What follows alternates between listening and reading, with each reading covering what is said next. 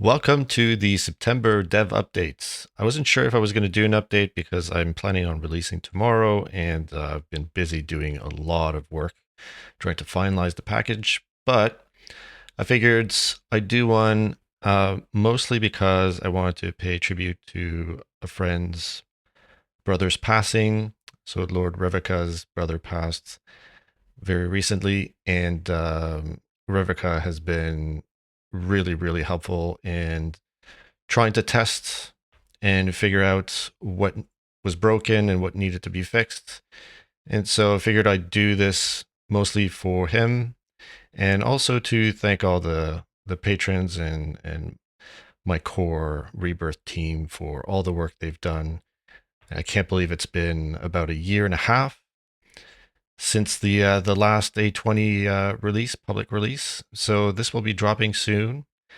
So I just wanted to do a quick note. I will leave a link in the description to Revika's Twitch channel. If you can, maybe pay him a visit. He might not be streaming right away, but it might be nice of you to drop by and maybe have a follow. And now, with that said, I think we'll dive into the changes. It's been quite a long list. I think I've got 895 lines of release notes I had to go through to try and summarize this. So we'll dive into the new menu options.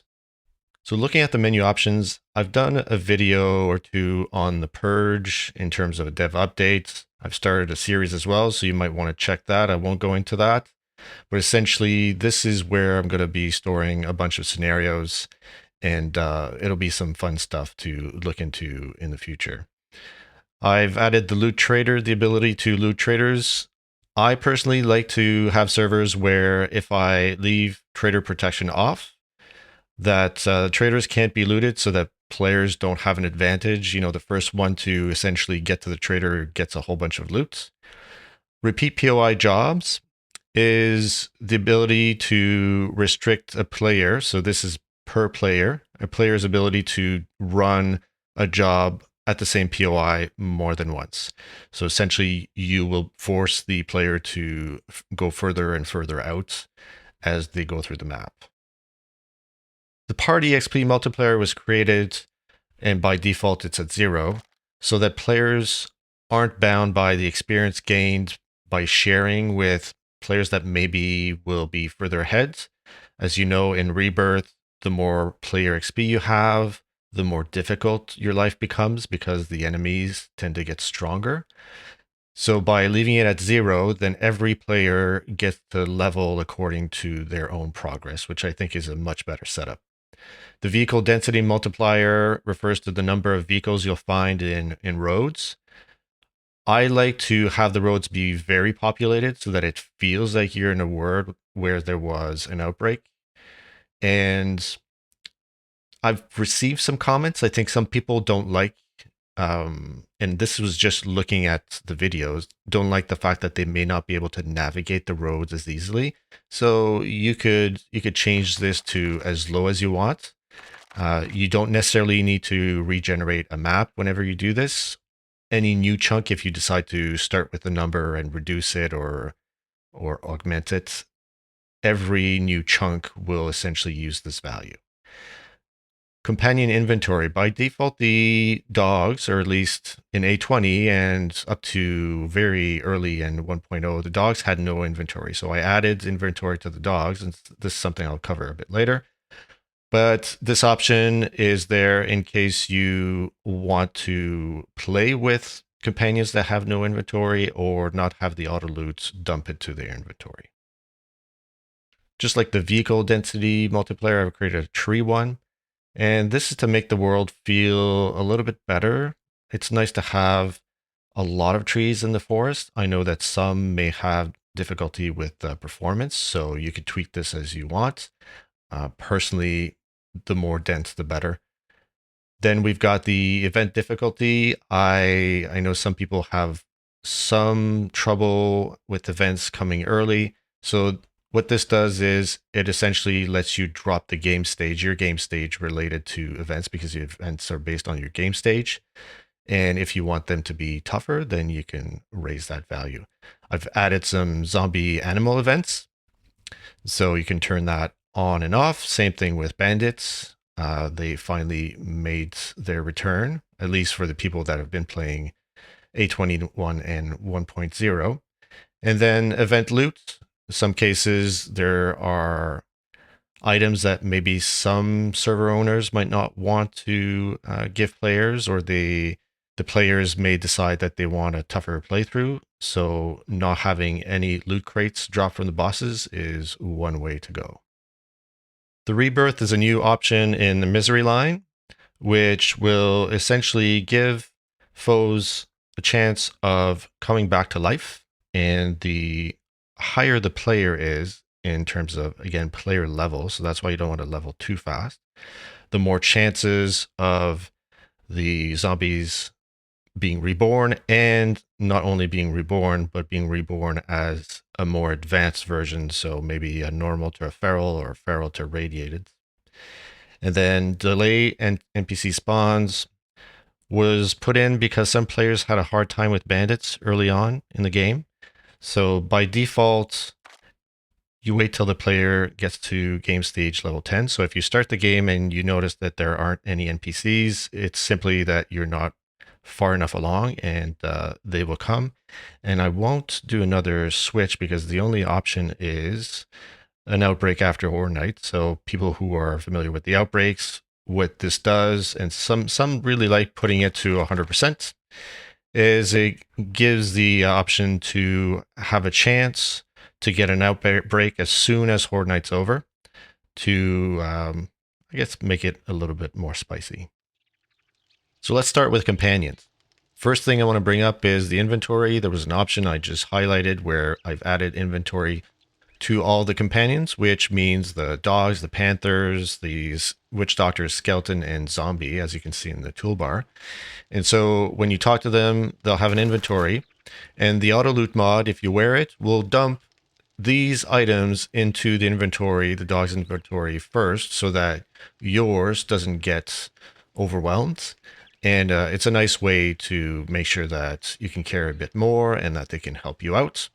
If you were to, and I know a lot of people will use this trick because I haven't dealt with keeping the health of the companion whenever you pick them up.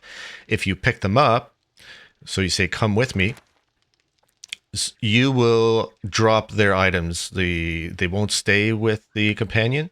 So you are forced to pick up everything that's in there, which might encumber you. So people who want to use this trick of placing the companion down to reset the life, that's one way to make it a little bit more difficult. And this applies to pretty much any of the companions. So if I was to look at this guy, he's got a bigger inventory. And the auto loot mod will start with, I think it's the dog, and then the will dump into the drone, and then survivors, and all the other companions. So you can have a lot of space just using the auto loot mod, a lot of space freed up by using them. The other part when it comes to companions, because the mercenaries are essentially treated as companions, is that, I'm not player level 15, so let's give ourselves some XP.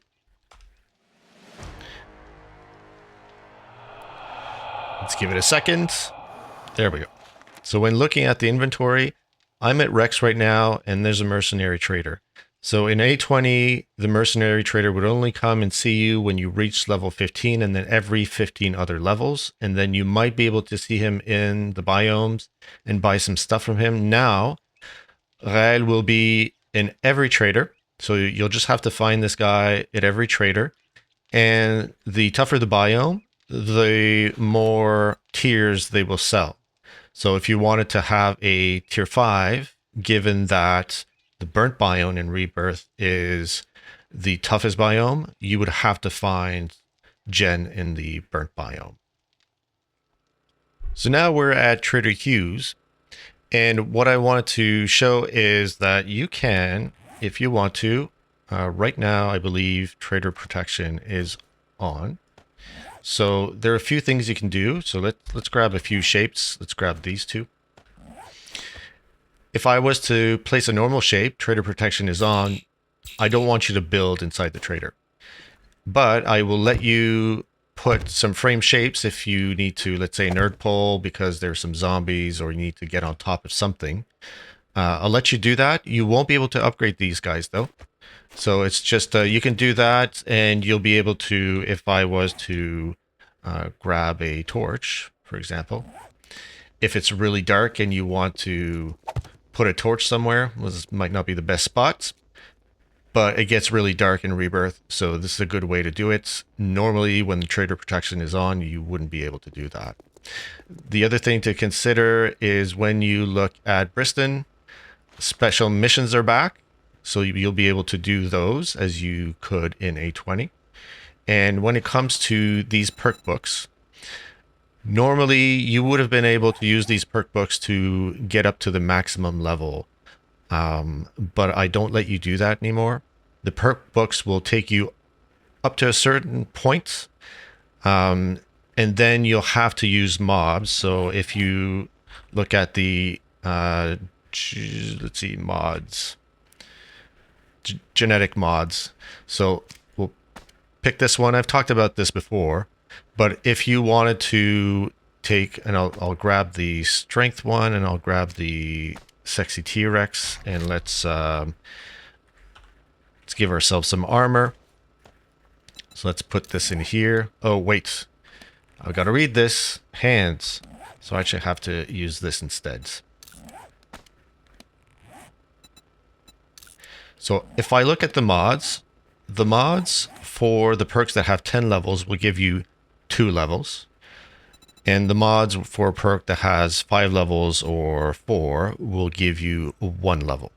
So that means that the perk books for Sexy T-Rex will get you up to level 8. Once you reach level 8, you won't be able to read any more of those perk books. You'll have to either craft the mods that's associated to the perk, or I think I've talked about this before. You can take the 3 perk mods and build them into a strength mods, which I believe is what I have right now, right? It gives 2 to each one of the perks. Or you can combine all the mods. It's not this one. This one goes into the head, yes. So let's modify this. Let's put that into the heads. And if you look at it, it won't give you any perks because you're still wearing, you can only wear one of these mods at a time when it comes to strength, constitution, dexterity. So this strength one is conflicting with this one. But once you have the other one, it gives you essentially 2 points for every 10 level perks and 1 point for each of the other ones. And then I've also added back the trainer missions. So if you went to the trainer and looked at the inventory, all of these are back. Some of them slightly changed, but expect pretty much the same thing. The ghost mission has those semi-transparent snakes. I've had to change how they look, but they're still there. I think, I don't know if I talked about this before, but if you want to use these now, you're going to have to put in the saw blade, the propane tank, and in this case, the anvil. So it's not a straight use of them. You have to actually use the tools. And then I went to Hughes because Hughes is where the Black Shield Trader is. So if I talked about Rael in the previous part, and because we're in the snow biome, this would have been a trader that would sell up to tier 3 because it's the 3rd toughest biome. So now let's get to the Black Shield Trader. So Black Shield Trader in A20 would sell you armor pieces, fire immunity, and if you had all the pieces, you would gain the immunity, and then you could use these pieces to craft a mod.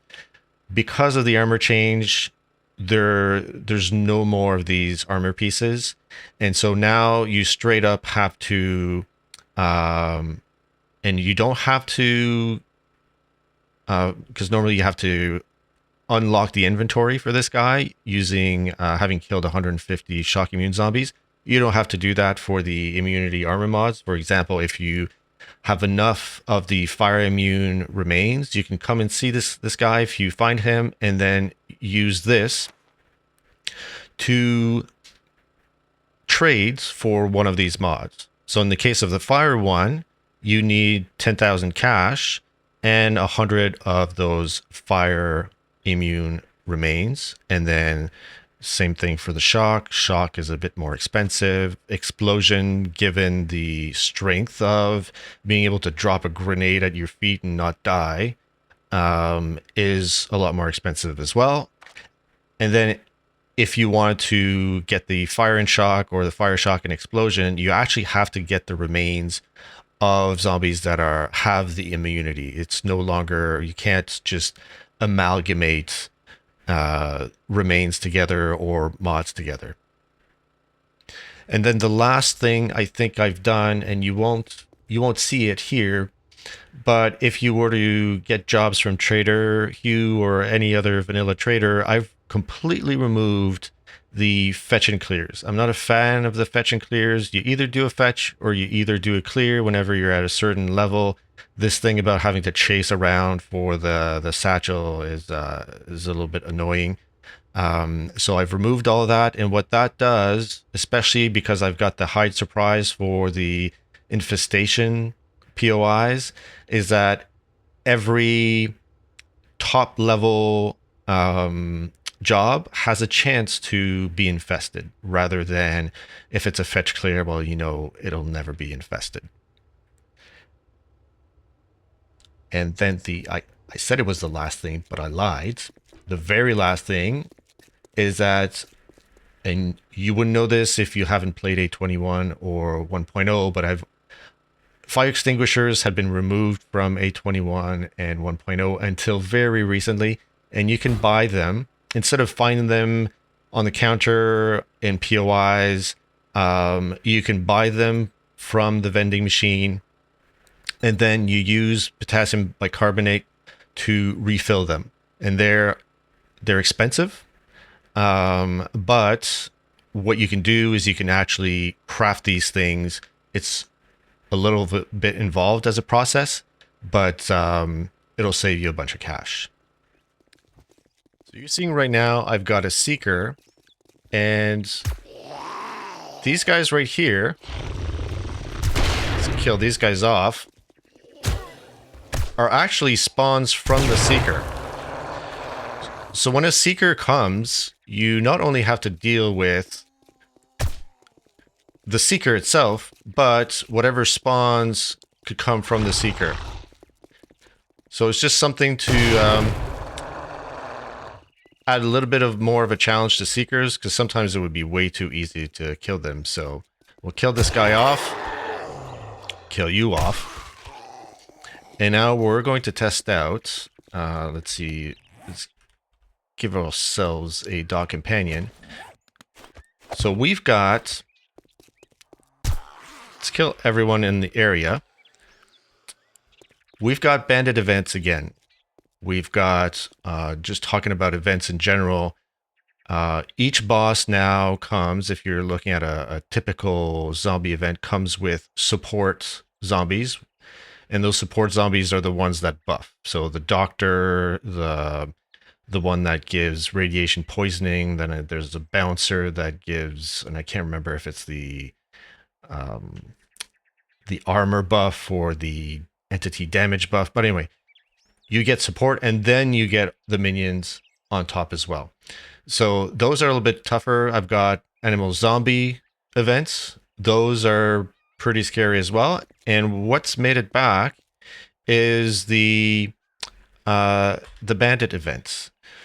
So with the bandit events, what's going to happen is we've got a dog, and whenever there's a bandit event, then the dog will growl, letting you know that there are bandits in the area. So if you're in a POI and you have a dog with you, let's just kill these guys off, because I'm not really equipped to deal with them right now. The dog will let you know, which is is good because they'll surprise you. They're very silent and sneaky, and they do a ton of block damage. And it's only the dog that does it, not the panthers, not the other companions. You really have to have a dog. Now let's talk zombies. So I have added, I think in 820 you only saw normal versions of the custom zombies. So I've added a feral, a radiated. If you look at these guys over here, those are custom zombies. So I've got a radiated and I've got a tainted version. So tainted are one step higher than the radiated. They're supposed to be imbued with magic. That's something that will come into play much further down the roads. But essentially, these are what you will find at higher game stage. And there's an armor mod that will, because these guys can get reborn as tougher versions, and the higher the player level, obviously, the tougher it gets in terms of them constantly being reborn. So if you look at the Rebirth mods, so you've got 5 tiers of these mods, and each tier will give you a different chance. And when you get to the top tier, you reduce the number of times that an entity can be reborn. So it's a good idea to try and focus on these guys, and if you loot them, to keep them and use them, because it does help you out quite a bit. The other thing to consider is that wraiths used to be vulnerable to elemental damage. Now, once a wraith has its shield up, it's completely invincible. You have to wait until the shield is down to actually deal damage. I finally introduced the Dew Collector back into the game. It serves the same purpose as the water barrel for farming. The only difference is that it will accumulate water over time on its own. Depending on the biome you're in, it has a different efficiency. So we'll come back to that and we'll see if it has filled up after doing a few things. I just put it down, so it may take a while before it actually starts counting. Worst case, you can start, if you were to have a water bucket, for example, you could just fill that up. I've increased it from 200 to 400 so that it has a bit more capacity. In the meantime, what I wanted to talk about is 2 things. So we used to have builder glasses. Now I've got the structural integrity mod that you can put into your headgear. And if you were to turn that on, then it essentially does the same thing. We're really far, that's why it's flickering. You'd want to be much closer so that it doesn't flicker that way. See, the closer you get, the better it is. So turn that on and off with the F key. But let's get back to what I wanted to focus on, which was mining and the heat map. So I've added back heat to mining, but not to the extent that vanilla has. And so you're going to want to use the heat map mod. So as you can see here, you've got an indicator of the generated heat. And as you're mining, it'll go up. And so you want to watch over it. It'll come down over time, so there's a cooldown. But let's get a bit more heat generated. So I've got 6%, and that's, over a certain amount of time. Some of it will cool down, but it'll keep going back up.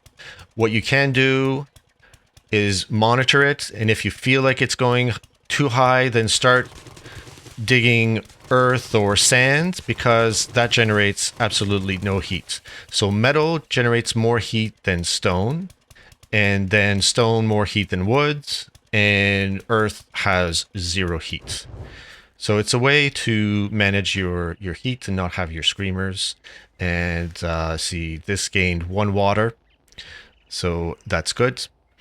And I think the next part and the last one will be how I change the look in the biomes. I'll go through the biomes one by one. It's just to give you an idea of what's changed in the environment. I haven't changed much. I am strictly using vanilla assets. It's just how I use them that gives it a little bit of a different feel. So this is the density of trees in the forest. By default, vanilla has very little trees. This is about 300% in terms of density. It goes up to 500%, which looks really nice. I think this is a good middle ground, and some of you may have an impact on your frames, some others won't. So I've left it to about 300 in terms of density across all the biomes. This is what you can expect from the desert. So again, strictly vanilla. There are no trees. It just feels like a desert, really. There's not much here. So if you want trees, you're going to have, or if you want wood, you're going to have to go in the desert or other biomes. And here we have the snow biome, the third toughest biome. Same thing, just a lot more density in terms of the trees. Otherwise, it's pretty much the same. There's no real change beyond this. And here we've got the Wasteland. You'll see a bunch of remnants, a whole bunch of cars. The feel I wanted here is to make it actually look like it's a messy environment. Things have been blown up to hell.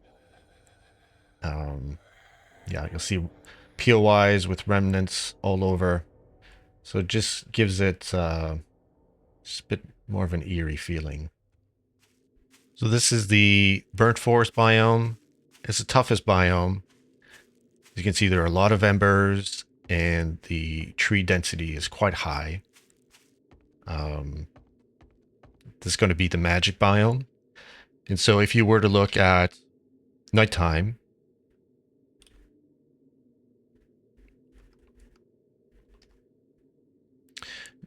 you'll focus on the embers. So it gives the environment a little bit more of a creepy feeling. And if you were to look at the sky, it's completely purple, highlighting the fact that you're in the magic biome.